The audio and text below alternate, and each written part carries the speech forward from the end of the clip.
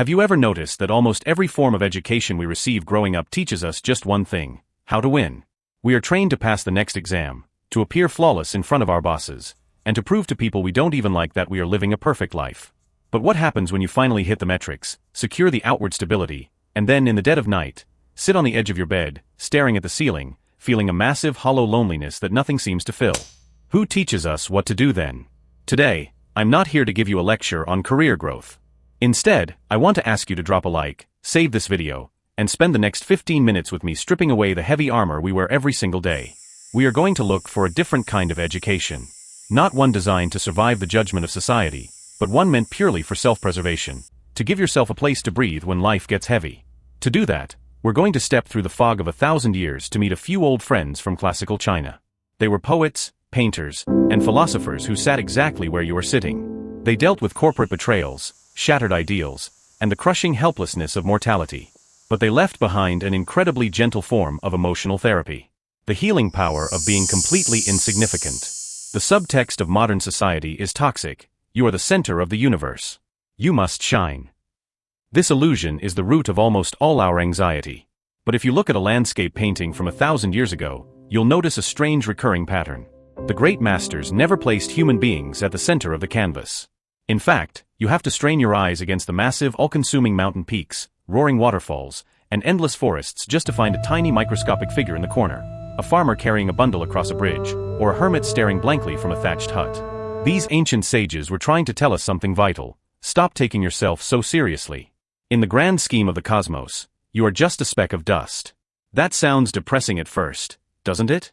But the next time you are lying awake at 3 a.m., paralyzed by a rejected proposal or a missed opportunity, pull up one of these paintings.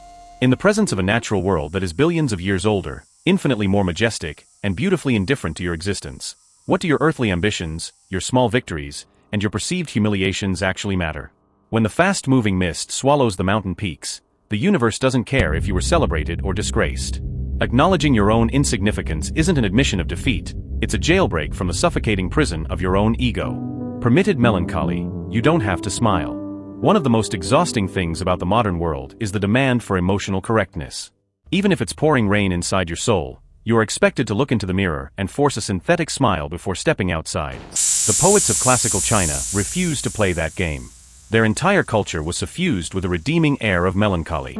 They understood through Taoist and Buddhist lenses a fundamental truth: suffering isn't a glitch in life, it's the core feature. You will love people who cannot love you back. Your friends and partners will die. Your own body is on an irreversible countdown toward decay. Because of this, these ancient sages loved autumn and winter the most. When the leaves fell and the earth turned barren, nature was performing a raw, honest demonstration. You are a part of this ecosystem, and you have every right to wither and mourn. 1,000 years ago, the legendary poet Su Shi looked up at the moon on a freezing night. He didn't write about flawless reunions. He wrote about the passing of time, noting how the goodness of a beautiful night cannot last, wondering where he would even be to watch the moon next year.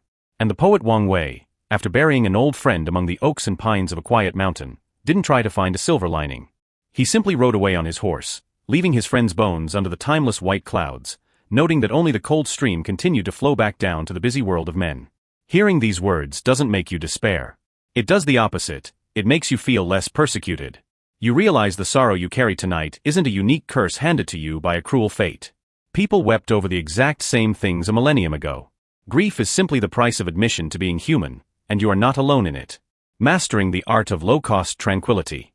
The intellectuals of classical China lived in a world that was far more volatile and treacherous than ours. One day you could be the emperor's closest confidant, and the next, a sudden political shift would leave you stripped of your wealth and exiled to a barren, malaria-ridden province thousands of miles from home. To keep from losing their minds to chronic anxiety, they mastered a profound skill: extracting maximum psychological comfort from the smallest, cheapest things available. If you find complex philosophy too heavy, just look at the paintings of Emperor Huizong from the 12th century. A man trapped in the absolute meat grinder of imperial politics, he found his sanity by sitting in the palace gardens and spending hours painting the tiny, delicate claws of finches. They invented rituals that modern society would consider a waste of time, like moon gazing. They would pull up a bamboo chair on a veranda, perhaps with one close friend or completely alone, and do nothing but watch the moon move across the sky for 3 hours. They used bamboo, plum blossoms, and the rise and fall of the tide to remind themselves, even if the world betrays me, even if I lose my status, as long as the moonlight is free, and as long as the evening wind is cool, I still possess the ultimate power to steady my own soul. The absolute silence of ancient clay. Before we close this video, I want to show you one last thing: classical Chinese pottery. I'm not talking about the loud, heavily decorated porcelain covered in golden dragons from later eras. I mean the exquisitely pure single-color glazed ceramics from the Song Dynasty, pieces that feature no patterns at all, just an expanse of milky green, blue silver, or quiet ivory. The people who made these lived through civil wars, devastating losses, and chaotic lives. They craved one thing above all else: silence, purity, and rest. Because they couldn't find it in their daily realities, they fired that craving directly into the clay. When you look at a 1,000-year-old celadon vase, staring into that flawless glaze that looks like water frozen just before it ripples, the noise and chaos of your day seem to get absorbed by that quiet green. We live in an era where everyone is trying to build a personal brand, maximize output, and sprint toward an invisible finish line. But maybe what we actually need isn't more data, more wealth, or more strategies. Maybe we just need therapy. The kind of therapy where, like the ancient sages, we accept our smallness, honor our sadness, and look up at the same moon that has watched humanity struggle since the beginning of time.